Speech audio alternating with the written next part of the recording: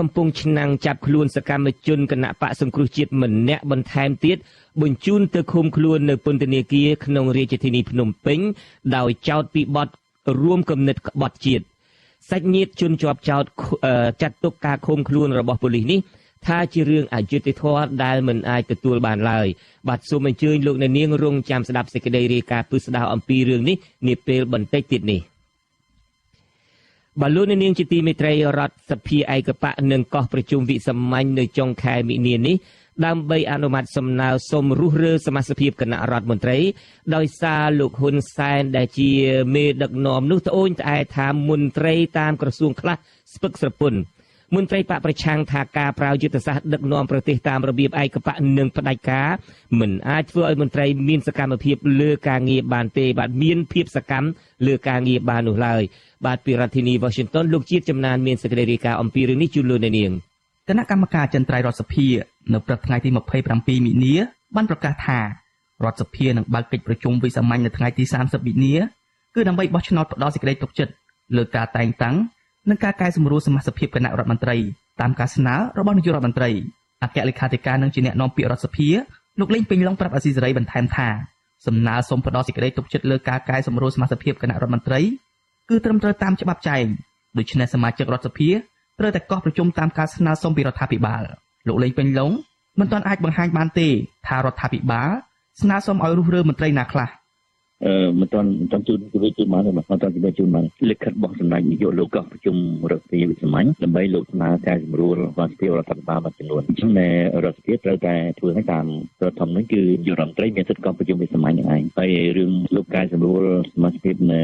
គណៈរដ្ឋមន្ត្រីរបស់លោកក៏មានច្បាប់ចែងនៅក្នុងច្បាប់ស្តីពីការរៀបចំការពិតរបស់គណៈរដ្ឋមន្ត្រីដែរអញ្ចឹងយើងធ្វើតាមការស្នើរបស់លោកនាយករដ្ឋមន្ត្រីហ៊ុនសែនបានលើកឡើងពីគម្រោងការកែប្រែសមាជិកគណៈរដ្ឋមន្ត្រីរបស់លោកកាលពីពេលដែលលោកធ្វើសន្និសីទកាសែតនៅវិមានសន្តិភាពនៅថ្ងៃទី24កុម្ភៈលោកហ៊ុនសែនបានប្រមានមន្ត្រីក្នុងជួរគណៈរដ្ឋមន្ត្រីដែលលោកចោទថាស្ពឹកស្រពន់ក្នុងការងារកែប្រែខ្លួនមុនពេលដែលលោកសម្រេចកែប្រែសមាជិកភាពចូលខតឲ្យសញ្ញា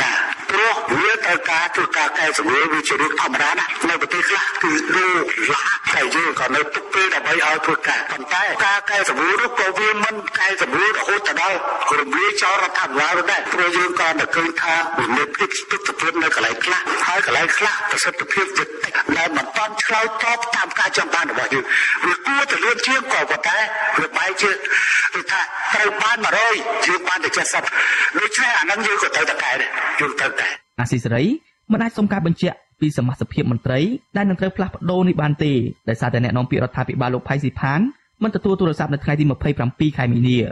តំណាងរាស្ត្រជាប់ឆ្នោតមណ្ឌលខេត្តពោធិ៍សាត់នៃគណៈបក្សសង្គ្រោះជាតិលោកងឹមញែងដែលកំពុងរស់នៅប្រទេសអូស្ត្រាលីក្រោយពីការរំលាយគណៈបកប្រឆាំងយល់ថានយោបាយរុះរើគណៈរដ្ឋមន្ត្រីរបស់លោកហ៊ុនសែនគ្មានប្រសិទ្ធភាពជំរុញការងារឲ្យល្អប្រសើរនោះទេលោកអះអាងថាលោកហ៊ុនសែនតាំងពីឡើងកាន់តំណែងកំពូលមកគ្មានដែលមានឆន្ទៈរកប្រយោជន៍ឲ្យជាតិពិតប្រាកដនោះទេគឺរកប្រយោជន៍សម្រាប់តែបកពួកក្រុមគ្រួសារខ្លួនច្រើនជាងដូច្នេះការកែសម្រួលរុះរើគណៈរដ្ឋមន្ត្រី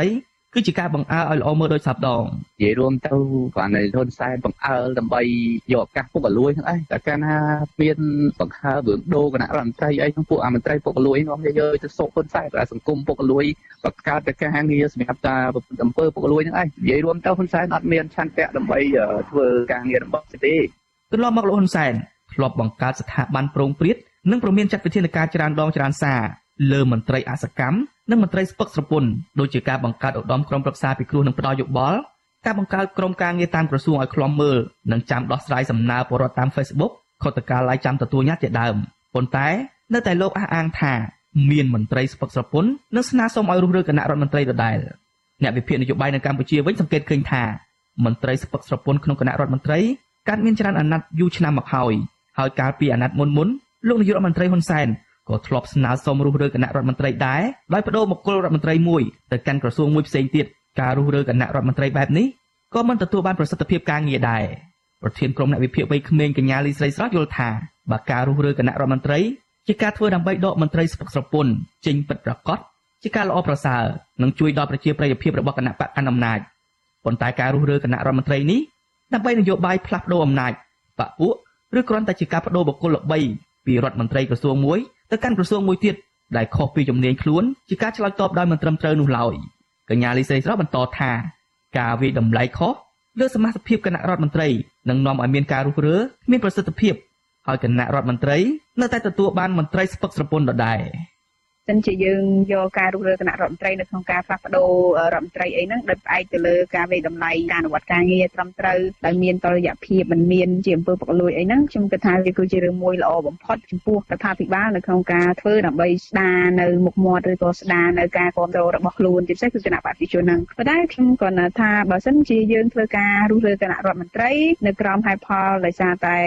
ចង់ដូរអំណាចឬក៏យ៉ាងម៉េចនៅពីក្រោយជារឿងនយោបាយនៅពីក្រោយខ្ញុំគិតថាវាជារឿងមួយដែលនឹងមិនអាចឆ្លើយតបនឹងធ្វើឲ្យការចង់បានដូចជាចង់ឲ្យរដ្ឋមន្ត្រីមានភាពស្វាហាប់នៅក្នុងការអនុវត្តទុនទីហ្នឹងវាហាក់ដូចមិនឆ្លើយតបជាមួយនឹងគោលបំណងបែបហ្នឹងទេក្រុមអ្នកខ្លំមើលនឹងគណៈបកប្រឆាំងចាត់ទុកគណៈរដ្ឋមន្ត្រីរបបក្រុងភ្នំពេញថាជាស្ថាប័នក្បាលធំជាងខ្លួនដោយសារតែលោកហ៊ុនសែនបានអោបក្រសោបទុកមន្ត្រីគ្រប់ប្រភេទនៅទីនោះដោយផ្ដល់តំណែងតួនាទីដែលគ្មានការងារធ្វើនិងផ្ដល់ប្រាក់ខែឲ្យព្រោះខ្លាចបែកឆ្វេងមិនស្មោះស្ម័គ្រជាមួយនឹងគណៈបកកាន់អំណាចលោកហ៊ុនសែនធ្លាប់បានរអ៊ុំរទាំថាសមាជិកគណៈរដ្ឋមន្ត្រីរបស់លោកច្រើនហួសហេតុពេកដែរនិងពិបាកក្នុងការប្រជុំពេញអង្គគណៈរដ្ឋមន្ត្រីម្ដងម្ល៉េះហើយក្រោយព្រឹត្តិការណ៍បោះឆ្នោតដ៏ជំនុំជម្រះឆ្នាំ2018រួចលោកសម្រេចកាត់ចេញតំណែងថ្នាក់រដ្ឋលេខាធិការចេញពីសមាជិកគណៈរដ្ឋមន្ត្រីតែយ៉ាងណារដ្ឋាភិបាលក្រុងភ្នំពេញក៏បានបន្តបំបែកក្រសួងជំនាញបន្ថែមទៀតដូចជាបង្កើតក្រសួងឧស្សាហកម្មនិងសិប្បកម្មចេញពីក្រសួងរាយនិងធម្មពលដើម្បីដាក់បញ្ចូលមន្ត្រីបកកាន់អំណាចឲ្យចូលធ្វើការ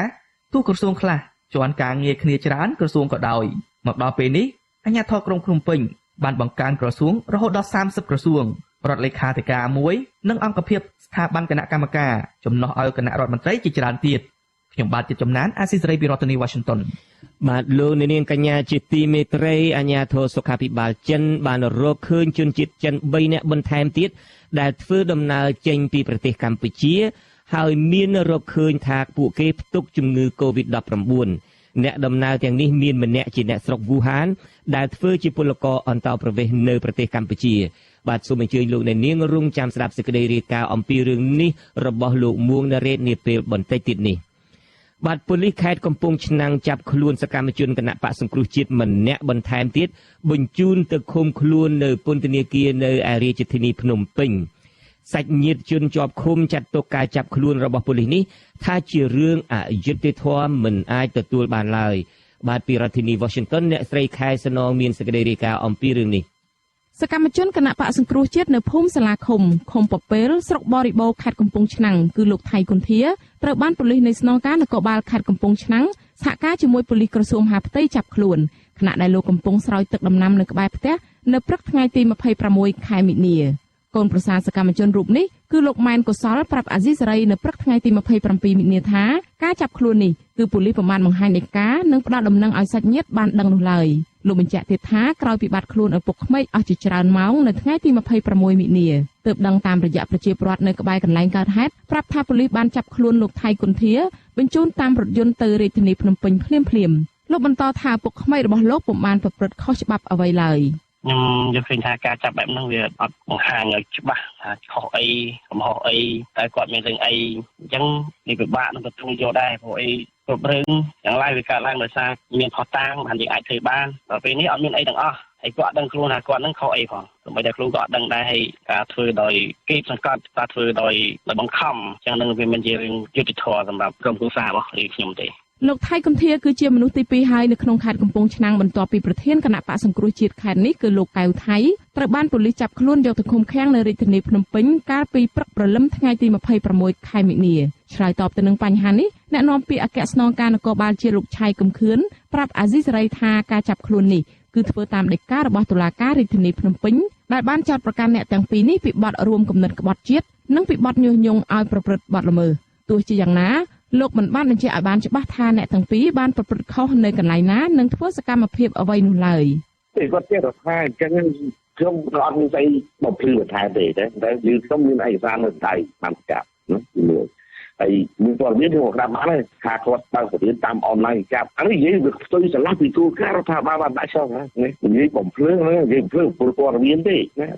អត់មានការបញ្ចាប់ឲ្យអំកំហុសទៅចាប់មិនមានទេលោកឆៃកំខឿនបន្ថែមថាបច្ចុប្បន្នប៉ូលីសបានបញ្ជូនអ្នកទាំងពីរទៅឃុំខ្លួននៅក្នុងពន្ធនាគារនៅរាជធានីភ្នំពេញ ក៏ប៉ុន្តែលោកមិនបានប្រាប់ថានៅក្នុងពន្ធនាគារណាមួយនោះទេតាក់ទងទៅនឹងបញ្ហានេះប្រធានផ្នែកសិទ្ធិមនុស្សនៃសមាគមការពារសិទ្ធិមនុស្សអាត់ហុកលោកនីសុខាយល់ថាការចាប់ខ្លួននេះគឺជាការធ្វើទុកបុកម្នេញផ្នែកនយោបាយច្រើនជាងការអនុវត្តច្បាប់របស់សមត្ថកិច្ចដោយសារតែអ្នកទាំងពីរគឺជាសកម្មជនគណបកសង្គ្រោះជាតិដែលធ្លាប់មានឈ្មោះនៅក្នុងបញ្ជីដែលប៉ូលីសត្រូវតាមចាប់ខ្លួនកន្លងទៅមន្ត្រីសង្គមស៊ីវិលរូបនេះបន្ថែមទៀតថាសប្តាហ៍ថ្ងៃនេះលោកមើលពុំឃើញប្រជាពលរដ្ឋណាម្នាក់នៅកម្ពុជាដែលរៀបចំធ្វើបដិវត្តពណ៌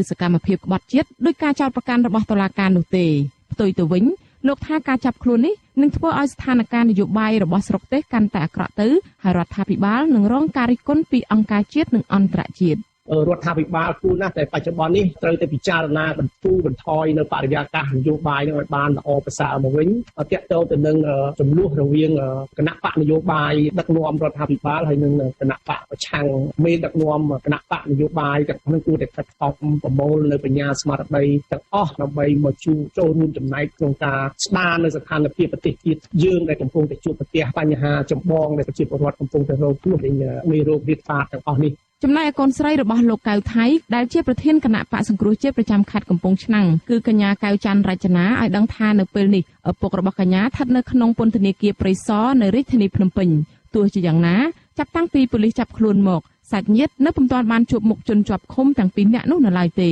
ចាប់តាំងពីផ្ទុះជំងឺរលាកផ្លូវដង្ហើមថ្មី COVID-19 នៅលើពិភពលោកមកគឺរបបក្រុងភ្នំពេញបានចាប់ខ្លួនសកម្មជនគណៈបកសង្គ្រោះជាតិជាបន្តបន្ទាប់ក្នុងនោះមានដូចជាសកម្មជនគណៈបកប្រឆាំងនៅខេត្តព្រៃវែង2នាក់ខេត្តស្វាយរៀង1នាក់និង2នាក់ទៀតនៅខេត្តកំពង់ឆ្នាំងជាដើមដោយសារតែពួកគេបង្ហោះសារតាម Facebook និងនិយាយតាមទូរស័ព្ទព្រួយបារម្ភអំពីការរីករាលដាលនៃជំងឺ COVID-19 នៅកម្ពុជាចា៎នាងខ្ញុំខែសុណងអាស៊ីសេរីរាយការណ៍ពីរដ្ឋធានី Washington បាទតកតងទៅនឹងជំងឺ COVID-19 នេះវិញជនជាតិចិន3នាក់ធ្វើដំណើរចេញពីប្រទេសកម្ពុជាទៅដល់ប្រទេសចិនទើបអាជ្ញាធរចិនរកឃើញថាពួកគេមានឆ្លងមេរោគកូវីដ -19 បាទវីរុសកូវីដ -19 ដែលបង្កឲ្យមានជំងឺ COVID-19 បាទនាពេលបន្តិចទៀតនេះលោកមួងណារ៉េតដែលកំពុងតែតាមដានស្រាវជ្រាវព័ត៌មានបន្ថែមតាក់ទងនឹងជំងឺ COVID-19 នៅកម្ពុជាតាក់ទងនឹងជនជាតិចិនដែលចេញពីកម្ពុជាហើយទៅដល់ប្រទេសចិនបានគេរកឃើញថាមានឆ្លងវីរុសកូវីដ -19 ជំងឺ COVID-19 នេះហើយនឹងសាច់រឿងដទៃទៀតដែលតាក់ទងទៅនឹងជំងឺ COVID-19 នេះនៅជុំវិញពិភពលោកនឹងឡើងមកបកស្រាយជូនលោកអ្នកនាងនាពេលបន្តិចទៀតនេះបាទងាកទៅប្រទេសកម្ពុជាឯនោះវិញអាជ្ញាធររាជធានីភ្នំពេញបានសម្រេចផ្អាកសេវាដឹកជញ្ជូនពលរដ្ឋតាមរថយន្តក្រុងសាធារណៈតាមកាណូតសាធារណៈចាប់ពីថ្ងៃទី26មិនិនានេះតទៅការធ្វើនេះគឺដើម្បីទប់ស្កាត់ការរីករាលដាលរាតត្បាតនៃជំងឺ COVID-19 ឯក្រសួងអប់រំយុវជននិងកីឡាក៏បានចាប់អនុញ្ញាតឲ្យមន្ត្រីរាជការក្នុងក្រសួងធ្វើការពីផ្ទះដើម្បីបង្ការជំងឺនេះដែរបាទពីរដ្ឋធានី Washington លោកសេកបណ្ឌិតមានសេចក្តីរាយការណ៍អំពីរឿងនេះសាលារាជធានីភ្នំពេញឲ្យដឹងថាការផ្អាកសេវាសាធារណៈទាំងនេះជាការរួមចំណែកជាមួយនឹងរដ្ឋាភិបាលនិងក្រសួងសុខាភិបាលក្នុងការទប់ស្កាត់ការរីករាលដាលនិងទប់ស្កាត់ការចម្លងជំងឺ COVID-19 អាជ្ញាធរស្នើសុំឲ្យប្រជាពលរដ្ឋដែលប្រើប្រាស់សេវាកម្មរថយន្តក្រុងសាធារណៈនិងកាណូតយោគយល់ចំពោះបញ្ហានេះសាលារាជធានីភ្នំពេញមិនទាន់បានបញ្ជាក់នៅឡើយទេថាការផ្អាកនេះនឹងបើកឲ្យដំណើរការឡើងវិញនៅពេលណានោះឡើយប្រជាពលរដ្ឋរស់នៅរាជធានីភ្នំពេញឲ្យដឹងថាបើទោះបីជាមានការផ្អាកក៏ប្រជាពលរដ្ឋមិនសូវទៅជិះរថយន្តក្រុងនិងកាណូតសាធារណៈដូចមុនដែរដោយសារតែមានការភ័យខ្លាចពីការឆ្លងជំងឺ COVID-19 ប្រធានសមាគមកម្មករកម្ពុជាសេដ្ឋកិច្ចក្រៅប្រព័ន្ធលោកសុកឈុនអឿងយល់ថាការផ្អាកសេវាកម្មរថយន្តក្រុងសាធារណៈនិងកាណូតនៅពេលនេះមិនទាស់ខុសទេតែធ្វើឲ្យបាត់បង់ប្រយោជន៍ខ្លះដល់កម្មករដែលធ្លាប់ធ្វើដំណើរតាមឡានក្រុងសាធារណៈទៅធ្វើការលោកសុកឈុនអឿងបន្តថាក្រៅពីសេវាដឹកជញ្ជូនរបស់រដ្ឋអាជ្ញាធរក៏គួរតែរកវិធីដោះស្រាយចំពោះសេវាដឹកជញ្ជូនតាមរថយន្តក្រុងរបស់ក្រុមហ៊ុនឯកជននិងឡានដឹកកម្មករដែលជាបញ្ហាប្រឈមរបស់អ្នកធ្វើដំណើរនិងកម្មករលោកថាអាជ្ញាធរក្រុងភ្នំពេញគួរតែដោះស្រាយបញ្ហានេះដោយគួរបដូរមធ្យោបាយដឹកកម្មករទៅធ្វើការពីការជិះឡានប្រជៀតគ្នាទៅជាការបំបែកកម្មករជាក្រុម ឲ្យជិះរមាស់សណ្ដោងឬអង្គុយឆ្ងាយៗពីគ្នាយើងមើលឃើញថាសាលារៀនភ្នំពេញដូចជាបិទតែឡានទីរបស់សាលារៀនភ្នំពេញហើយសម្រាប់ឡានក្រុងអីហ្នឹងគឺដូចអត់មានចាប់អារម្មណ៍ហើយជាពិសេសនៅទៀតការបិទកម្មករនៅតាមរោងចក្រនានាហ្នឹងនៅក្នុងរាជធានីភ្នំពេញក៏ដូចជាមិនស័ក្តិសមនឹងបដៅយ៉ាងហ្នឹងដែរសម្រាប់សាលារៀនភ្នំពេញណាមកទល់នឹងពេលនេះរដ្ឋាភិបាលបានបង្ហាញវិធានការមួយចំនួនដើម្បីទប់ស្កាត់ជំងឺ Covid-19 ដូចជាការបិទសាលារៀនទូទាំងប្រទេសឲ្យវ៉ាកងមុនការកំណត់បង្កើនវិធានការផ្សព្វផ្សាយអំពីជំងឺ Covid-19 ដល់មូលដ្ឋានបង្កើតគណៈកម្មការប្រឆាំងជំងឺ Covid-19 ដោយរៀបចំមន្ទីរពេទ្យសន្តាគារសាលារៀនដើម្បីត្រៀមទទួលអ្នកជំងឺ Covid-19 ជាដើមក៏ប៉ុន្តែវិធានការទាំងឡាយមិនទាន់អាចធ្វើឲ្យប្រជាពលរដ្ឋទុកចិត្តទាំងស្រុងបាននោះទេទន្ទឹមគ្នានោះប្រជាពលរដ្ឋខ្លះក៏បង្កើនការប្រុងប្រយ័ត្នជាងមុនដែរស្របពេលគ្នានេះក្រសួងអប់រំយុវជននិងកីឡាក៏បានបន្ថែមវិធានការទប់ស្កាត់ការរាតត្បាតជំងឺ Covid-19 ថែមទៀតដោយអនុញ្ញាតឲ្យមន្ត្រីអប់រំធ្វើការនៅតាមផ្ទះរៀងៗខ្លួនតាមប្រព័ន្ធអនឡាញហើយផ្អាកត្រួតពិនិត្យវត្តមានតាមរយៈ scan កាតនិងក្រយៅដៃមួយរយៈរាល់ឯកសារត្រូវធ្វើឡើងតាមប្រព័ន្ធ Digital ប៉ុន្តែត្រូវរៀបចំវេនការងារប្រចាំការិយាល័យនីមួយៗឲ្យមានដំណើរការល្អក្នុងសេចក្តីថ្លែងការណ៍ចុះថ្ងៃទី26មីនាក្រសួងអប់រំបានក្រើនរំលឹកម្ដងទៀតហាមផ្ដាច់មិនឲ្យមានការបង្រៀនគួរនៅក្នុងពេលយុទ្ធនាការប្រឆាំងនឹងជំងឺ Covid-19 ជាដាច់ខាតហើយក្រសួងប្រមានប្រើវិធានការរដ្ឋបាលប្រឆាំងនឹងគ្រូបង្រៀនណាដែលល្មើសការណែនាំនេះអ្នកនាំពាក្យក្រសួងអប់រំយុវជននិងកីឡាលោករស់សុវិចាប្រាប់អាស៊ីសេរីបន្ថែមថា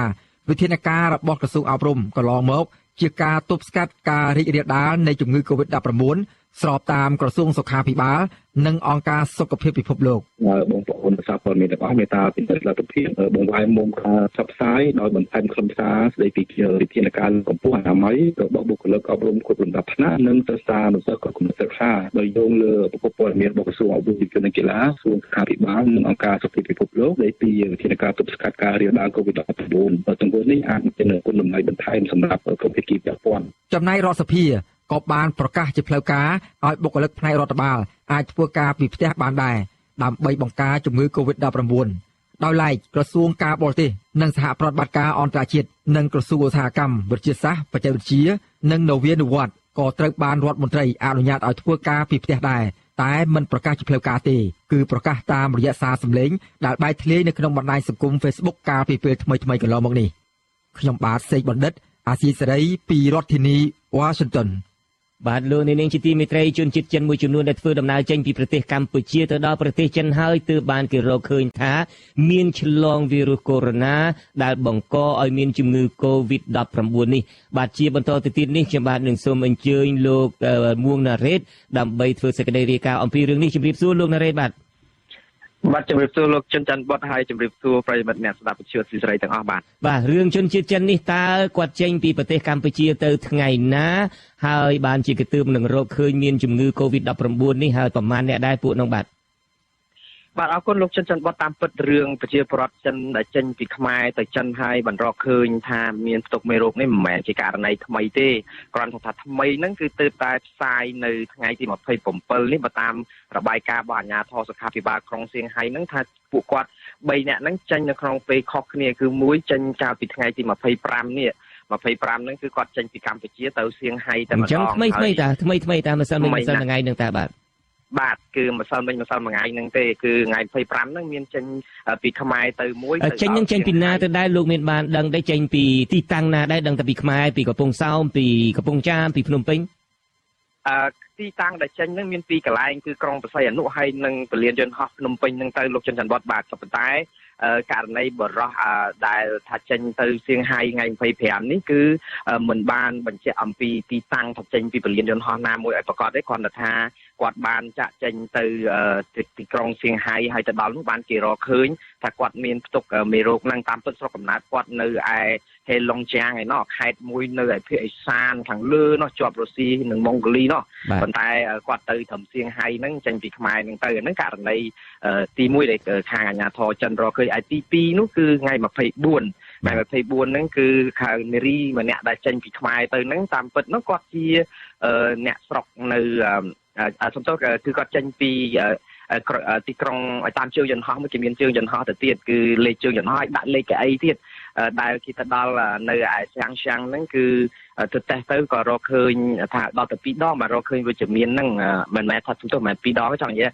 វិជ្ជមានទាំង2 ដងចេញពីភ្នំពេញទៅម្ដងហើយម្ដងទៀតនៅតែឃើញមានដដែលបាទហើយគាត់ជាអ្នកដែលធ្វើការនៅស្រុកខ្មែរដែរហើយមួយទៀតនោះគឺឡងហ្នឹងប្រហែលជាមួយអាទិត្យមុនហ្នឹងគឺថ្ងៃ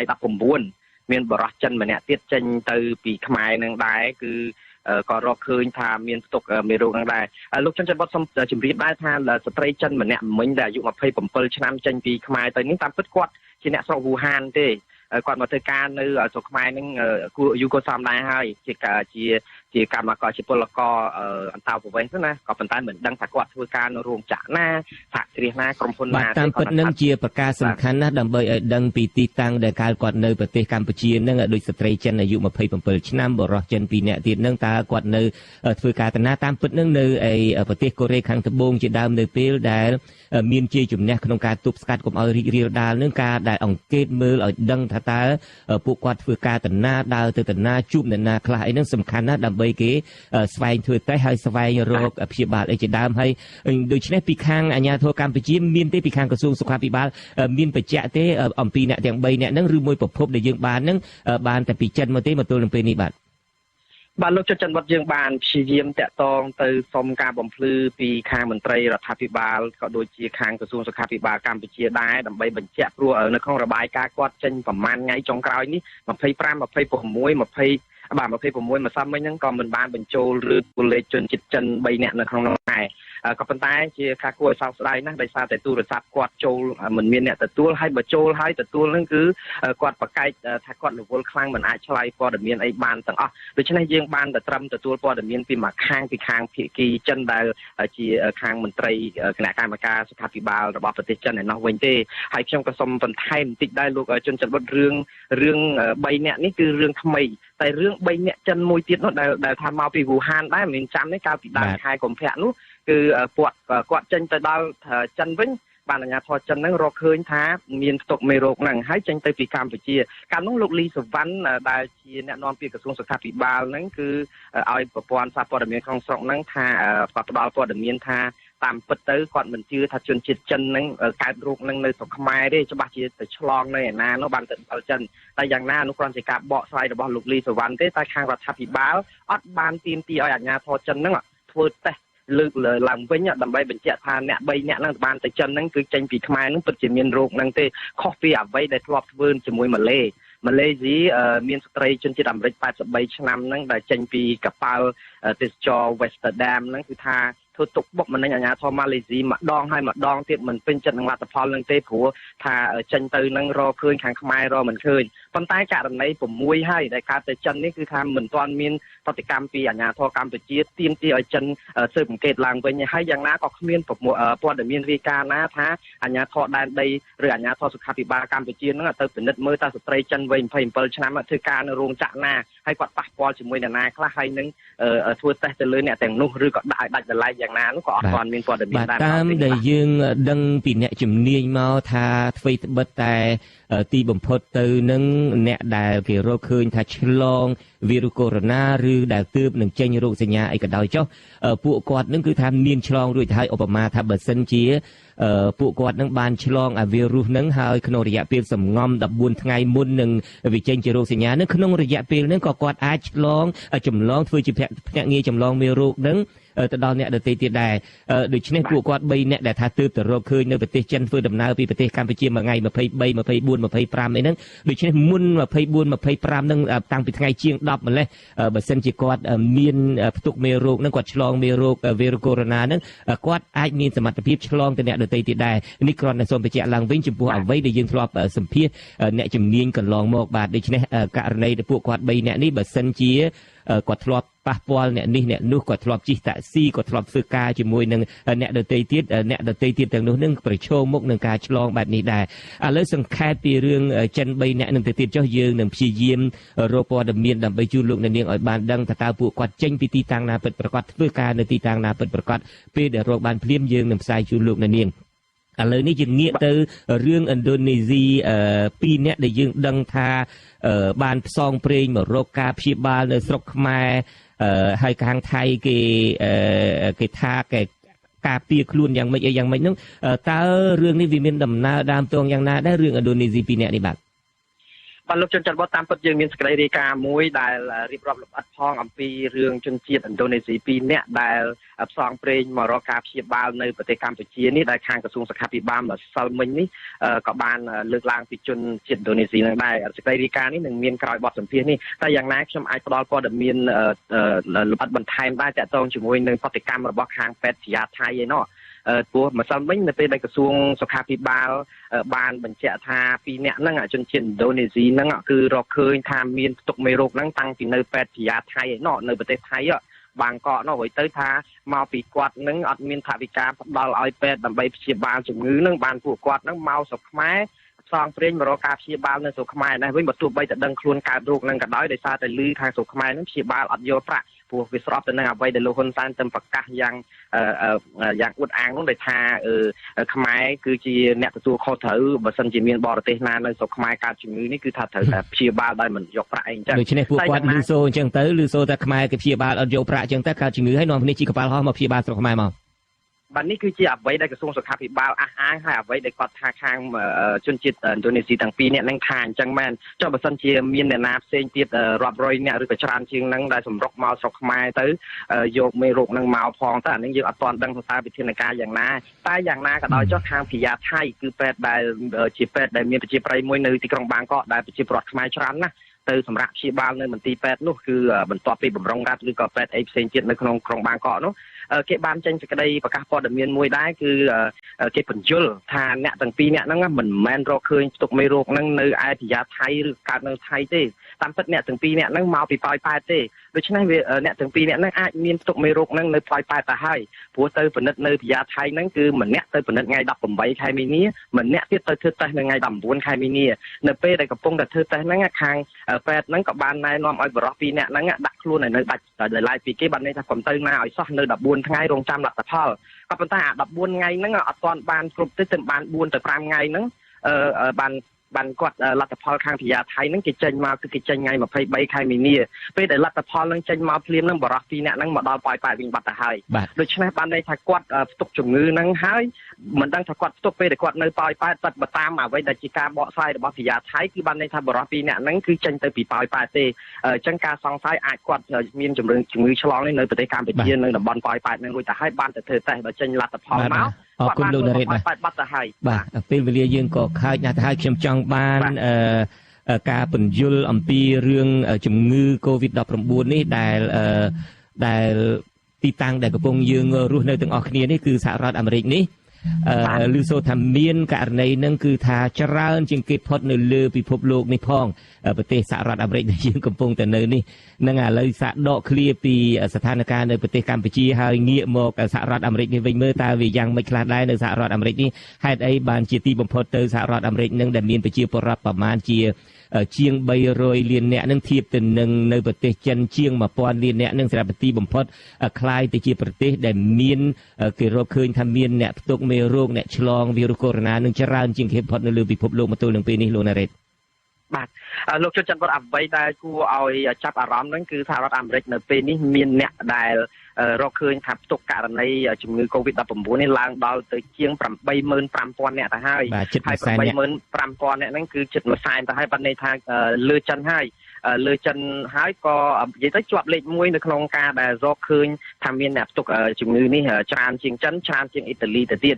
ក៏ប៉ុន្តែលោកជនច័ន្ទវត្តដោយសារតែរឿងដែលអាមេរិកនេះរកឃើញថាមានករណីកើនឡើងយ៉ាងគំហុកក្នុងមួយថ្ងៃនេះហ្នឹងម្សិលមិញនេះគឺមានដល់ទៅជាង 10,000 នាក់ឯណោះនៅក្នុងតែមួយថ្ងៃហ្នឹងគឺដោយសារតែ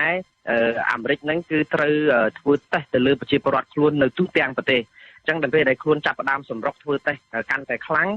ការដែលឃើញរោគសញ្ញាហ្នឹងក៏កាន់តែកើនឡើងដែរដោយសារតែប្រជាពលរដ្ឋអាមេរិកដូចលោកជនច័ន្ទវត្តមានប្រសាសន៍មិញហើយគឺ330លានអ្នកឯណោះនៅទូទាំងប្រទេសនោះហើយគ្រប់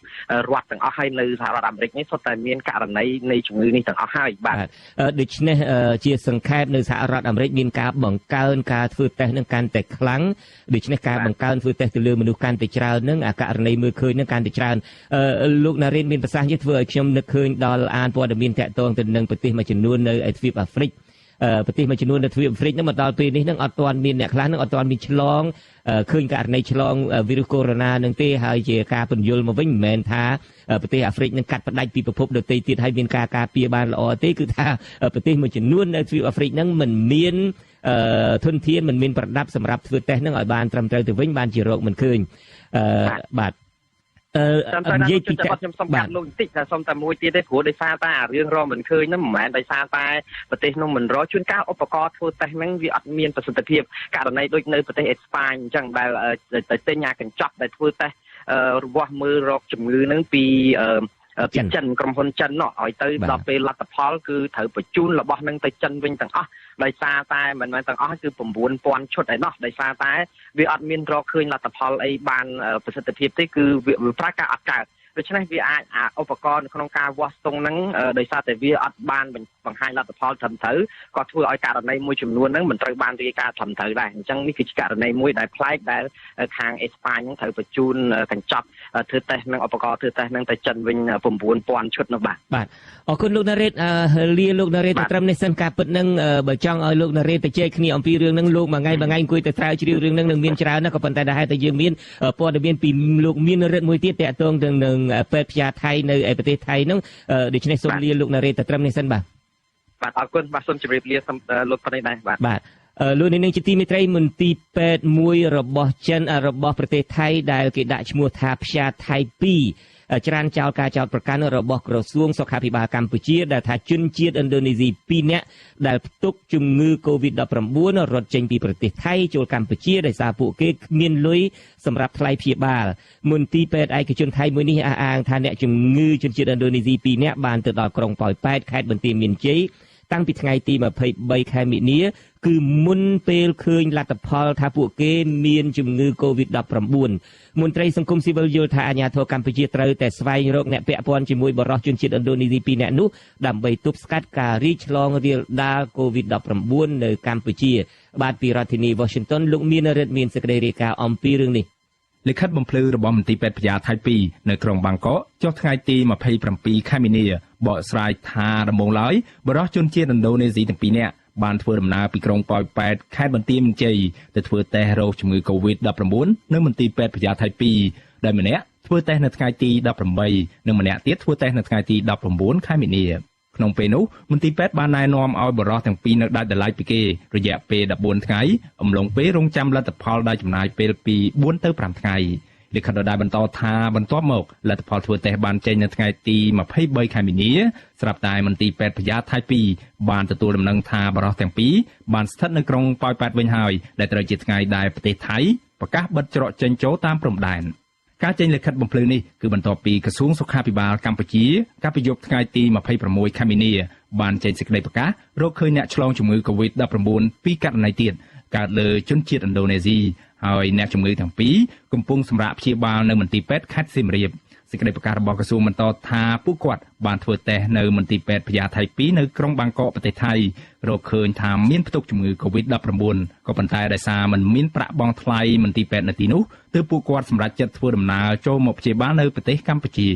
អាស៊ីសេរីមិនអាចសុំការឆ្លើយតបបន្ថែមពីអ្នកនាំពាក្យក្រសួងសុខាភិបាលអ្នកស្រីអាវ៉ាន់ឌិននិងលោកលីសវណ្ណបាននៅឡើយទេដោយទូរស័ព្ទចូលជាច្រើនដងតែពុំមានអ្នកទទួលទោះជាយ៉ាងណាអ្នកស្រីអាវ៉ាន់ឌិនបានបញ្យល់ប្រាប់បន្ថែមដល់ក្រុមអ្នកកាសែតនៅក្នុងបណ្ដាញ Telegram កាលពីម៉ោង 12 យប់ថ្ងៃទី26ខែមីនាថាមូលហេតុដែលបរិសុទ្ធឥណ្ឌូនេស៊ី2នាក់បានធ្វើដំណើរមកព្យាបាលជំងឺ Covid នៅខេត្តសៀមរាបគឺដោយសារដឹងថារដ្ឋាភិបាលកម្ពុជាមិនយកកម្រៃលើសេវាព្យាបាលទាំងជនជាតិខ្មែរនិងជនបរទេសខណៈដែលប្រទេសថៃបានតម្រូវឲ្យអ្នកជំងឺបរទេសត្រូវបង់ថ្លៃសេវាព្យាបាលក៏ប៉ុន្តែអ្នកស្រីអាវ៉ាន់ឌិនមិនបានដឹងថាអ្នកជំងឺទាំងពីរចូលមកទឹកដីកម្ពុជាកាលពីពេលណានោះទេហើយអ្នកស្រីសន្និដ្ឋានថាប្រហែលជាមិនមានអ្នកប្រស័យតាក់ទងជាមួយអ្នកជំងឺទាំងពីរអ្នកនេះច្រើនឡើយដោយសារតែពួកគេបានម៉ៅតាក់ស៊ីផ្ដាច់ពីព្រំដែនអន្តរជាតិប៉ោយប៉ែតទៅកាន់មន្ទីរពេទ្យខេត្តសៀមរាបតែម្ដង ហើយពេលដែលគាត់មកហ្នឹងគាត់អត់មានវិរោគសញ្ញាអីទេចាគាត់មិនមានអាការៈអីដែលថាឡើងកម្ដៅឡើងអីវាអត់មានណាឬមួយគាត់លេបថ្នាំក៏ខ្ញុំមិនដឹងដែរប៉ុន្តែដើរមកក្រុមគ្រូពេទ្យយើង scan នៃធម្មតាអញ្ចឹងវាអត់មានកម្ដៅអីទេហើយគាត់ជួលឡានតាក់ស៊ីមួយជិះដាច់តែឯងមកពីខាងច្រកប៉ោយប៉ែតហ្នឹងមកដល់សៀមរាបហ្នឹងបានគាត់ទៅមន្ទីរពេទ្យខេត្តសៀមរាបរៀងហ្នឹងដល់ទៅពេទ្យយើងសួរនាំអីហើយក៏ធ្វើតេស្តដោយសារទៅដល់ហ្នឹងគាត់ប្រាប់ហើយគាត់ថានៅថៃហ្នឹងគេធ្វើតេស្តទៅគឺមាត់វិជ្ជមានប៉ុន្តែដើម្បីបញ្ជាក់ក្រុមគ្រូពេទ្យយើងក៏ធ្វើតេស្តមួយសារទៀតដល់យើងធ្វើទៅឃើញថាវិជ្ជមានទាំងពីរអ្នកហ្នឹងចាអ្នកស្រីអវ៉ាន់ឌិនបានឲ្យដឹងទៀតថាអ្នកបើកតាក់ស៊ីដឹកអ្នកជំងឺទាំងពីរនោះក៏ត្រូវបានរកឃើញនិងយកសំណាក់ពួកគេទៅធ្វើតេស្តរួចរាល់ហើយដែរហើយបច្ចុប្បន្នកំពុងរងចាំលទ្ធផលអាស៊ីសេរីបានព្យាយាមតាក់ទងប្រធានមន្ត្រីសុខាភិបាលខេត្តសៀមរាបលោកក្រោះសារ៉ាត់ច្រើនលើកនៅថ្ងៃទី27ខែមីនាក៏ប៉ុន្តែទូរស័ព្ទចូលច្រើនដងគ្មានអ្នកទទួលរីឯប្រធានមន្ត្រីសុខាភិបាលខេត្តបន្ទាយមានជ័យលោកកែវសុភត្រាប្រាប់អាស៊ីសេរីថាគិតត្រឹមរសៀលថ្ងៃទី27ខែមីនាលោកមិនបានដឹងច្បាស់អំពីករណីអ្នកជំងឺជនជាតិឥណ្ឌូនេស៊ីធ្វើដំណើរឆ្លងកាត់ក្រុងប៉ោយប៉ែតហើយបានជួបប្រស័យតាក់ទងជាមួយអ្នកណាខ្លះនោះទេលោកថាលោកកំពុងរងចាំដំណឹងខាងពីក្រសួងសុខាភិបាលដើម្បីក្រុមលោកចុះស្រាវជ្រាវរកអ្នកប៉ះពាល់ផ្ទាល់និងប្រយោលជាមួយនឹងអ្នកជំងឺទាំងពីរអ្នកនោះព្រោះនេះខ្ញុំឆ្លាតដូចទេប៉ុន្តែការងារនេះខ្ញុំឃើញលោកជំទាវរដ្ឋាភិបាលអ្នកនាំពាក្យក្រសួងស្ថាប័នគាត់បានបកស្រាយរួចហើយអញ្ចឹងខ្ញុំសូមମୋបាយចំនួននេះឲ្យលោកទួទៅលោកជំទាវអវ៉ាន់ឌិនវិញគាត់អ្នកបកស្រាយจากមិញទៅសារហើយខ្ញុំឃើញសាររបស់គាត់ណាពាក់ព័ន្ធនឹងដូស៊ីពីរអ្នកហ្នឹងដោយលោកបានទូទៅមិញអញ្ចឹងបាទខាងខ្ញុំបានទទួលព័ត៌មានអីប៉ះរទេគាត់ថាគឺសូគាត់មានប្រសាសន៍អញ្ចឹងតែទៅនឹងដូស៊ីហ្នឹងមកដោយលោកមានប្រសាសន៍មិញអញ្ចឹងតែខ្ញុំអត់មានដឹងនៅទេខាងខ្ញុំមន្ត្រីសម្របសម្រួលសមាគមការពារសិទ្ធិមនុស្សអាត6ប្រចាំខេត្តបន្ទាយមានជ័យលោកស៊ុំច័ន្ទគាមានប្រសាសន៍ថាក្រសួងសុខាភិបាលកម្ពុជានៅមានភាពកំសោយនៅឡើយក្នុងការបំពេញតួនាទីទប់ស្កាត់ជំងឺ Covid-19 ព្រោះក្រសួងមិនបានដឹងថាមានអ្នកជំងឺជនជាតិឥណ្ឌូនេស៊ីផ្ទុកមេរោគកូវីដ -19 ប្រភេទថ្មីនេះចូលមកទឹកដីកម្ពុជាហើយបានជួបប្រស័យតាក់ទងនឹងអ្នកណាខ្លះនោះទេលោកក៏សម្គាល់ថាក្រសួងសុខាភិបាលកម្ពុជាហាក់ដូចជាមិនទាន់មានដំណាភាពនឹងមានវិធានការយឺតយ៉ាវដែលធ្វើឲ្យប្រជាពលរដ្ឋបាត់បង់ទំនុកចិត្តនិងមានការភ័យខ្លាចបើនិយាយចំខ្លួនឯងរកមិនឃើញមិនបានដឹងមិនបានអីហើយចូលទៅថៃយើងខ្លាំងខ្លាញ់មើលទៅតើឲ្យប្រជាពលរដ្ឋលើកថ្លឹងមើលថាប្រទេសថៃហើយប្រទេសខ្មែរហ្នឹងគាត់ជឿជាក់លើមួយណាចំណុចទី2យើងគិតថាកុំឲ្យឆ្លោះគ្នាទៅលើឯកសារទៅលើអំណាចឯងយើងគួរតែធ្វើយ៉ាងម៉េចដើម្បីរកឲ្យឃើញអ្នកផ្សេងពីប៉ោយប៉ែតស្នាក់នៅអាចុងក្រោយរបស់គាត់មុនទៅសៀមរាបឬក៏ទៅពិនិត្យអីហ្នឹងគឺគាត់ស្នាក់នៅកន្លែងណាគាត់មានជួបមនុស្សប្រមាណអ្នកដែលគាត់ធ្វើការទំនាក់ទំនងជួយមើលឲ្យឃើញទៅហើយពិនិត្យច្បាស់ទៅអានោះជាការប្រសើរបើនាំគ្នាបកស្រាយដើម្បីជាមុខជាមាត់ប្រទេសចោលបើអានឹងចែកឆ្លងងាប់មនុស្សទៅគិតយ៉ាងម៉េចគិតត្រឹមរសៀលថ្ងៃទី27ខែមីនាប្រទេសកម្ពុជាបានរកឃើញអ្នកផ្ទុកជំងឺ Covid-19 កើនឡើងដល់ចំនួន98នាក់ក្នុងនោះស្រី25នាក់ប្រុស73នាក់ហើយក្នុងនោះក៏មានអ្នកជាសះស្បើយពីជំងឺនេះចំនួន11នាក់ផងដែរខ្ញុំបាទមានរិទ្ធអាស៊ីសេរីពីរដ្ឋធានី Washingtonបាទលោកនាងកញ្ញាជាទីមេត្រីមន្ត្រីអង្គការសង្គមស៊ីវិលអះអាងថាមកទល់នៅថ្ងៃទី27មិនិនានេះនៅតែមានពលករខ្មែរធ្វើការនៅប្រទេសថៃត្រឡប់មកស្រុកកំណើតវិញតាមច្រកព្រំដែនអន្តរជាតិប៉ោយប៉ែតនិងច្រកផ្សេងមួយចំនួនទៀតប្រធានផ្នែកពលករចំណាក់ស្រុកនៃអង្គការសិទ្ធិការងារហៅកាត់ថាសង្ត្រាល់លោកឌីទេហូយ៉ាមានប្រសាសន៍ថាពលករខ្មែរវិលពីថៃបានមករកក្រុមគ្រូពេទ្យក៏ប៉ុន្តែធ្វើតេស្តជំងឺ Covid-19 មិនបានមករកក្រុមគ្រូពេទ្យដើម្បីឲ្យធ្វើតេស្តជំងឺ Covid-19 ទេគឺបានត្រឹមតែស្វាស់ស្ទង់កម្ដៅមុនពេលដែលពួកគាត់វិលត្រឡប់ទៅផ្ទះសម្បែងរៀងខ្លួននៅតាមខេត្តលោកសខេងរដ្ឋមន្ត្រីក្រសួងមហាផ្ទៃអះអាងកាលពីថ្ងៃទី26មិនិនាម្សិលមិញថារដ្ឋាភិបាលមិនត្រៀមកន្លែងទុកឲ្យពលករខ្មែរមកពីថៃនៅដាច់ដោយឡែករយៈពេល14ថ្ងៃនោះទេព្រោះគ្មានលទ្ធភាពហើយគិតត្រឹមថ្ងៃទី26មិនិនាពលករខ្មែរត្រឡប់មកកម្ពុជាវិញមានជាង 40,000 នាក់លោកឌីទេហូយ៉ាបញ្ជាក់ថាពលករខ្មែរត្រឡប់មកស្រុកកំណើតវិញច្រើនបែបនេះពីព្រោះកន្លែងធ្វើការរបស់ពួកគាត់នៅថៃបានផ្អាកការងារដោយសារតែជំងឺ Covid-19 លោកសម្ដែងការព្រួយបារម្ភចំពោះការឆ្លងរីករាលដាលទៅតាមស្រុកភូមិរបស់ពួកគាត់ប្រសិនមានពលករណាម្នាក់ឆ្លងជំងឺ Covid-19 ហើយពុំមានការធ្វើតេស្តត្រឹមត្រូវពីមន្ត្រីសុខាភិបាលនៅតាមព្រំដែននោះរីឯពលករខ្មែរដែលអត់ការងារធ្វើនៅក្នុងប្រទេសថៃមិនត្រឡប់មកស្រុកខ្មែរវិញពួកគេក៏ប្រឈមនឹងការលំបាកដែរពិសេសពួកគាត់ អាចនឹងដាច់ស្បៀងដោយសារតែពលករទាំងនោះខ្លះធ្វើការងារដោយខុសច្បាប់បាទជាបន្តទៅទៀតនេះខ្ញុំបាទនឹងភ្ជាប់ខ្សែទូរស័ព្ទទៅកាន់លោក D.T. Hoya ដែលទទួលបន្ទុកការងារពលករចំណាក់ស្រុកនៃអង្គការសិទ្ធិការងារសង្ត្រាល់បាទសូមជម្រាបសួរលោក D.T. Hoya បាទជម្រាបសួរលោកចន្ទបុត្របាទលោកហូយ៉ាតើបញ្ហាកម្មករពលករខ្មែរដែលមកពីប្រទេសថៃហើយដែលយើងដឹងថាមកដល់ពេលនេះនឹងជាង 40,000 នាក់នឹងហើយលោកសខេងបានបញ្ជាក់ថានឹងមិនមាន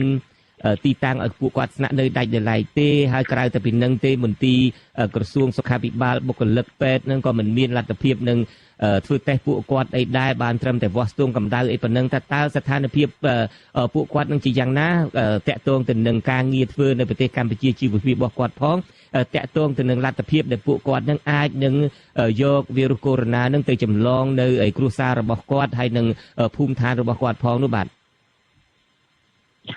បាទអរគុណច្រើនលោកចន្ទបុត្រក៏ដូចជា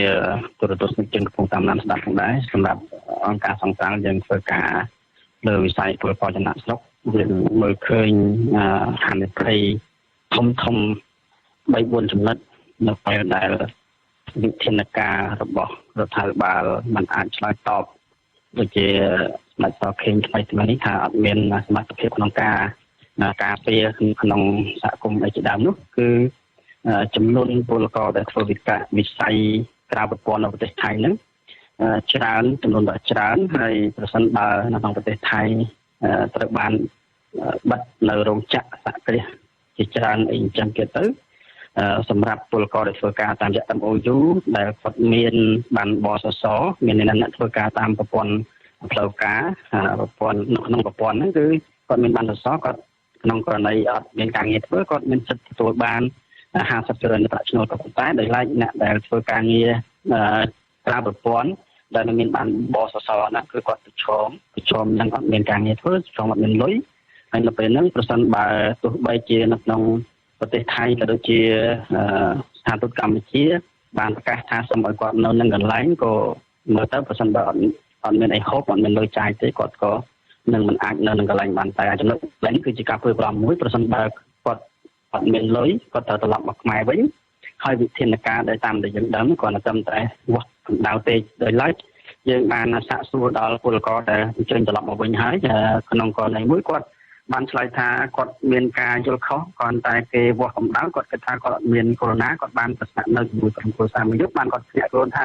អានេះវាមិនមែនជាការអាងថាគាត់ឆ្លងឬមិនឆ្លងទេអញ្ចឹងគាត់អត់បានដាក់ខ្លួនគាត់នៅបន្លែកបន្ទាប់មកនៅពេលដែលគាត់ទៅដល់ផ្ទះនេះគឺមានអាជ្ញាធរភូមិឃុំនេះអញ្ជើញគាត់ទៅសាកសួរប្រវត្តិអីជាដើមអញ្ចឹងក៏ប៉ុន្តែมันមានការធ្វើតេស្តអីផ្លូវការក្នុងការអាចធានាបានថាគាត់ឆ្លងឬមិនឆ្លងអីជាដើមទៅរហូតដល់អ្នកស្រុកអ្នកភូមិខ្លាចគាត់បារម្ភគាត់ហើយគាត់គិតថាគេមិនសប្បាយចិត្តគ្រួសារមិនសប្បាយចិត្តគាត់ទៅដេកក្រោមដើមឈើអីជាដើមអញ្ចឹងខ្ញុំឃើញថាវិធានការនេះគឺជាវិធានការមួយដែលគួរជាព្រួយបារម្ភមែនទែននេះចំនួនតិចនៅឡើយទេដែល 40,000 ជាងត្រឡប់មកវិញចុះប្រសិនបើឧទាហរណ៍ថាឈានទៅដល់1លានអ្នកអីអញ្ចឹងតើនៅតាមសហគមន៍នឹងមិនប្រឈមទាំងអស់គ្នាប្រឈមទី1គឺប្រឈមការឆ្លងរោគប្រឈមទី2គឺការភ័យខ្លាចនៅក្នុងសហគមន៍តែម្ដងហើយមួយទៀតខ្ញុំឃើញថាវិធានការឆ្លើយតបសម្រាប់រដ្ឋាភិបាលហាក់ដូចជាមិនអាចក្នុងការឆ្លើយតបនឹងតម្រូវការទាំងអស់នោះបានឧទាហរណ៍ដូចជាមុននឹងការហេតុនេះគឺឃើញចុះព័ត៌មានបរិបទនឹងចូលពេលថាត្រៀមគ្រូពេទ្យប្រមាណ 2,000 នាក់ក៏ប៉ុន្តែរហូតមកដល់ឥឡូវនេះឃើញតែមានគ្រូពេទ្យស្ម័គ្រចិត្តដែល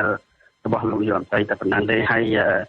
គ្រូពេទ្យស្ម័គ្រចិត្តគាត់ស្ម័គ្រចិត្តមកក្នុងន័យមកហ្វឹកហាត់ការងារមិនជាគ្រូពេទ្យជំនាញអីជាដើមហើយអញ្ចឹងចំណុចទាំងអស់នេះយើងឃើញថាទាំងធនធានពេទ្យទាំងធនធានសម្ភារៈទាំងធនធានថវិកាហើយបើតាមដឹងធនធានថវិការបស់រដ្ឋហ្នឹង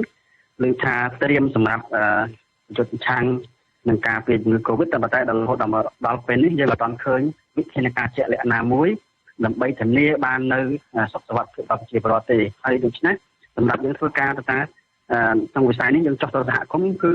អ្នកសហគមន៍ប្រជាពលរដ្ឋតាមភូមិហ្នឹងគាត់មានការព្រួយបារម្ភខ្លាំងមែនតើអញ្ចឹងអានេះគឺជាចំណុចទី2ដែលយើងមើលឃើញហើយចំណុចទី3ខ្ញុំឃើញថាប្រសិនបើមានបញ្ហាដែលពួកគាត់មិនអាចរស់នៅស្រុកថៃគាត់ត្រូវត្រឡប់មកវិញជាកំហុសអញ្ចឹងមែន ខ្ញុំគិតថាវិបត្តិសង្គមអាចនឹងកើតឡើងនៅក្នុងប្រទេសកម្ពុជារបស់យើងព្រោះវាអត់មានអំណោះស្រាយសមស្របណាមួយគាត់អត់មានហូបបាយហូបចុកអញ្ចឹងគាត់ត្រូវតែត្រឡប់មកវិញហើយអញ្ចឹងហើយកន្លែងនេះគឺជាអ្វីដែលយើងបារម្ភទាក់ទងនឹងការវិលត្រឡប់មកវិញច្រើនទាក់ទងនឹងបញ្ហាការប្រឈមកាលណាគាត់អត់នៅនឹងកន្លែងគាត់បំលាស់ទីឱកាសដែលគាត់ប្រើរថយន្តជាមួយគេច្រើនអញ្ចឹងឱកាសនៃការឆ្លងច្រើនបើឱកាសនៃការឆ្លងច្រើនគាត់ចូលមកសមារណកម្មក្នុងសហគមន៍ក្នុងសហគមន៍ហ្នឹងគឺជាអ្វីដែលគួរឲ្យព្រួយបារម្ភប្រឈមខ្លាំងមែនទែននេះចំពោះអ្វីដែលយើងបានទទួលក្នុងរយៈពេលបច្ចុប្បន្ននេះចំពោះពលករដែលត្រឡប់មកវិញគឺអត់ឃើញមានវិធានការជាក់លាក់ណាមួយដើម្បីឆ្លើយតបទប់ស្កាត់ចំពោះការរីករាលដាលនៅក្នុងសហគមន៍ទេបាទអរគុណលោកឌីថេហូយ៉ាសូមឆ្លៀតឱកាសនេះសូមជម្រាបជូនលោកអ្នកនាងផងដែរថាយើងខ្ញុំសូមអភ័យទោសដែលហេតុថា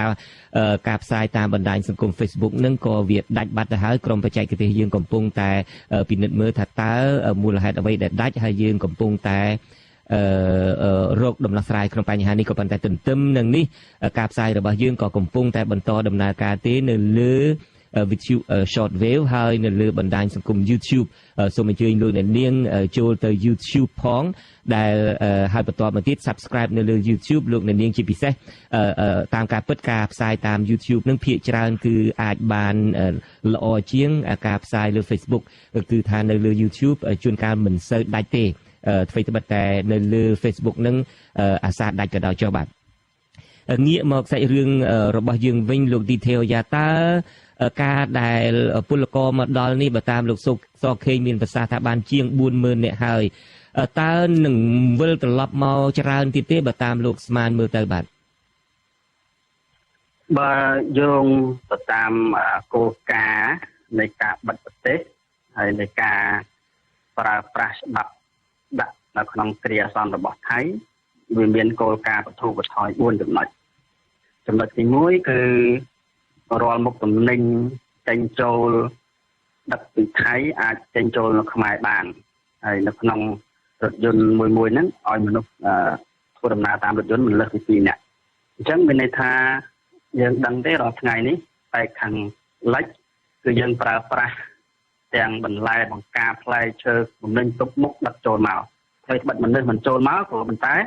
អាទំនិញបន្លែបង្ការអីគ្រប់បែបយ៉ាងហ្នឹងចូលមកដែរអញ្ចឹង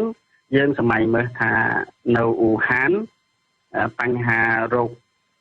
កូវីដ នេះវាកើតចេញអំពីសារបន្លែមួយនៅអ៊ូហានអញ្ចឹងយើងធានាបានទេថាបន្លែទាំងអស់ហ្នឹងវាមានសុវត្ថិភាពសម្រាប់ពលរដ្ឋខ្មែរយើងអាហ្នឹងទី1ដែលយើងគួរចាប់អារម្មណ៍ថាប្រទេសកម្ពុជារបស់យើងគឺជាប្រទេសកសិកម្មដែរមានទាំងប្រទេសមេគង្គមានទាំងទន្លេសាបមានទាំងធនធានប្រព័ន្ធដែលមានក្រសួងកសិកម្មក្រសួងហិរញ្ញវត្ថុក្រសួងសេដ្ឋកិច្ចក្រសួងផែនការក៏ប៉ុន្តែយើងអាចផ្គត់ផ្គង់ដោយខ្លួនឯងបានហើយយើងនៅតែបន្ថយស្ថានភាពដឹកនាំចូលមកដោយសេរីដដែលអាហ្នឹងចំណុច1ចំណុច2គឺនៅក្នុងការបទូបថយហ្នឹងគឺពលរដ្ឋខ្មែរឬពលរដ្ឋបរទេសជនជាតិបរទេសដែលនៅក្នុងស្រុកថៃហ្នឹងអាចមានសិទ្ធិចេញពីរាជាណាចក្រថៃបានក៏ប៉ុន្តែมันអាចចូលក្នុងរាជាណាចក្រថៃបានទេអាហ្នឹងចំណុច1អញ្ចឹងវាអាចថាផ្ដល់ឱកាសឲ្យពលករខ្មែរណាដែលចង់មកគឺគាត់នៅតែមកបានអញ្ចឹងណាកន្លែងហ្នឹងបាទមួយទៀតគឺតកតងនឹងរឿងឧទាហរណ៍ថានៅខ្មែរយើងមានអ្នកជំងឺក្រៅពីកូវីដគាត់អាចមានការសុំសម្របសម្រួលទៅព្យាបាលនៅប្រទេសថៃបានចំណុចទី4គឺពួកជនជាតិថៃទាំងអស់ដែលនៅក្រៅប្រទេសមានសិទ្ធិត្រឡប់ទៅប្រទេសថៃក៏ប៉ុន្តែគ្មានសិទ្ធិចេញពីប្រទេសថៃបានទេអញ្ចឹងបង្ហាញថា4ចំណុចនេះនៅតែមានសិទ្ធិចេញពីពលមនុស្សដែលមិនមែនជាជនជាតិថៃដូចជាមុនហ្នឹងគឺថាឥណ្ឌូនេស៊ីនឹងអាចមានសិទ្ធិចេញពីជនប្រទេសថៃបានគឺមានន័យថាថៃឲ្យតែមិនមែនជាជនជាតិថៃគឺអាចចេញពីប្រទេសថៃបានហើយឱកាសដែលធ្វើដំណើរនេះហើយដែលគឺជាប្រឈមមែនតែនចំពោះពលរដ្ឋខ្មែរយើងហើយដោយប្រព័ន្ធសុខាភិបាលរបស់យើងมันអាចគ្របដណ្ដប់ធានាបាននៅអាការធ្វើចលនារបស់មនុស្សធ្វើដំណើរហ្នឹងទេហើយបើតាមដឹងការពិនិត្យនេះគឺមានដឹងតែនៅតែភ្នំពេញទេអញ្ចឹងតាមខេត្តมันមានទេឬគួរតែមានដែរដូចជាច្រកអន្តរជាតិ108ច្រកអន្តរជាតិដងឬមួយខេត្តដែលនៅជាប់ព្រំដែនក៏3គូ បង្កើននៅធនធានជំនាញពេទ្យធនធានសម្ភារៈនិងធនធានថវិកាបើតាមយើងដឹងយើងឃើញថារដ្ឋាភិបាលមានទុនបំរុងរហូតដល់ 2000 លានឯណោះហើយខាងផ្នែកវិស័យសុខាភិបាលប្រមាណ 300 លានអីជាដើមអញ្ចឹងវាគួរតែផ្ដោតទៅលើចំណុចអត្ថប្រយោជន៍ណាដែលយើងគិតថាអាចទប់ស្កាត់បានយើងមិនអាចនិយាយថាយើងអត់មានសមត្ថភាពក្នុងនាមរដ្ឋទាំងមូលទេព្រោះអាហ្នឹងវាជាអាយុជីវិតរបស់រដ្ឋយើងវាជាអាយុជីវិតជាតិរបស់យើងផងដែរបាទលោក detail យ៉ាតើការដែលមិនមានលទ្ធភាពក្នុងការធ្វើតេស្តឲ្យបានត្រឹមត្រូវដូចជាយើងបានសេចក្តីរាយការណ៍មកពីលោកផ្ទាល់ពីអ្នកយកព័ត៌មានអាស៊ីសេរីដែលថាពលករទាំងប្រមាណនឹងវិលត្រឡប់ចូលមកប្រទេសកម្ពុជាវិញហ្នឹងគឺមិនបានធ្វើតេស្តអីទេក្រៅតែពីស្ទង់កម្ដៅតើលោកគិតថាការដែលមិនមានការធ្វើតេស្តនេះទេដែលធ្វើឲ្យចំនួននៃការឆ្លងឃើញការឆ្លងនៅប្រទេសកម្ពុជានឹងកាន់តែដូចជាមិនសូវកើនឡើងសោះការពិតនឹងវាអាចកើនច្រើនជាងនឹងដោយនៅសហរដ្ឋអាមេរិកជាដើមមកទល់នឹងថ្ងៃនេះចំនួនអ្នកដែលគេរកឃើញថាមានផ្ទុកវីរុសកូវីដ -19 ហ្នឹងគឺជិត 100,000 អ្នកហើយគឺ 80,000 អ្នកហើយ 80,000 អ្នកផ្លាយហើយការដែលគេរកឃើញច្រើននេះក៏មកពីមូលហេតុថាអាជ្ញាធរនៃសហរដ្ឋអាមេរិកហ្នឹងគឺបង្កើនការធ្វើតេស្តហ្នឹងកាន់តែច្រើននៅពេលដែលបង្កើនការធ្វើតេស្តកាន់តែច្រើនឃើញអ្នកកើតវីរុសហ្នឹងកាន់តែច្រើនក៏ជារោគវិធានការដើម្បីទប់ស្កាត់បានដែរបកមកកម្ពុជាវិញដូចខ្ញុំបានសួរលោកអញ្ចឹងការដែលមិនបានធ្វើតេស្តហ្នឹងទេដឹងដែលធ្វើឲ្យមានការរកឃើញនឹងតិចបើតាមលោកដែលនៅក្នុងប្រទេសស្រាប់នឹងលោកមានទស្សនៈបែបណាដែរចំពោះរឿងនេះចំណុចនេះបើយើងយកប្រសាសន៍របស់ប្រធាន WHO ប្រធានអង្គការសុខភាពពិភពលោកកើនរំលឹករហូតចំពោះប្រទេសកំពុងអភិវឌ្ឍឬប្រទេសក្រីក្រហ្នឹងវាអាចទីមួយអត់មានលោកមានពេលមួយនាទីគួរទៀតបានលោកឌីទេហូយ៉ាបានសមត្ថភាពក្នុងការស្វែងរកធ្វើតេស្តកូវីដហ្នឹងអត់មានទាំងសមត្ថភាពអត់ទាំងសមត្ថភាពអញ្ចឹងវាអាចទាំងពីរយ៉ាងដូចជនមិនដឹងហើយថាអ្នកដែលត្រឡប់មកទាំង 40,000 អ្នកវិញនោះគឺគាត់នៅទៅតាមសមាជិកកម្មភូមិតាមសហគមន៍គាត់ដែរហើយមិនទាន់បានឆ្លើយតបថាតើគាត់កើតឬមិនកើតឆ្លងឬមិនឆ្លងនៅឡើយទេអាហ្នឹងវាបង្ហាញទីមួយអំពីលទ្ធភាពនៃការធ្វើតេស្តបានគ្រប់ជ្រុងជ្រោយផងដែរអាហ្នឹងអ្វីដែលខ្ញុំមើលឃើញហើយអញ្ចឹងអ្នកដែលធ្វើតេស្តមួយចំនួនហ្នឹងគឺតាមស្ដាប់ទៅអ្នកដែលគាត់សម្ភាសគិតថាសង្ស័យស្ទើរថា 90% ហើយបានយកតែពិនិត្យចំណែកឯអ្នកដែលយើងអស់ម៉ោងហើយលោក detail យ៉ាខ្ញុំសូមបាទយើងអស់ម៉ោងទៅត្រឹមនេះហើយខ្ញុំសូមអរគុណលោក detail យ៉ាហើយយើងនៅមានបទសម្ភាសជាមួយពលករខ្មែរនៅឯប្រទេសថៃហើយនឹងជាមួយពលករខ្មែរនៅឯប្រទេសម៉ាឡេស៊ីហើយយើងក៏មានសម្ភាសជាមួយនឹងលោក Alex ដែរនៅក្នុងកម្មវិធីទូរទស្សន៍របស់យើងនាពេលបន្តិចទៀតនេះបាទសម្រាប់ពេលនេះខ្ញុំបាទសូមគោរពលាលោកអ្នកស្ដាប់ទាំងឡាយណាដែលកំពុងតែតាមដានស្ដាប់ការផ្សាយរបស់យើងនៅលើ VTV FL នៅលើ VTV SW គឺ VTV រលកធាតុអាកាសខ្លីទៅត្រឹមនេះហើយការផ្សាយរបស់យើងនឹងបន្តទៅទៀតនៅលើបណ្ដាញសង្គម YouTube អ្វីត្បិតតែ Facebook មិនទាន់ដំណើរការយើងនឹងផ្សាយនៅលើ YouTube ហើយបន្តមកទៀតយើងក៏នឹងកាត់តដើម្បីយកទៅបង្ហោះនៅលើបណ្ដាញសង្គម Facebook នៅពេលដែលក្រោយផ្សាយហើយបាទខ្ញុំបាទសូមគោរពលាតែត្រឹមនេះសិនចំពោះលោកអ្នកនាង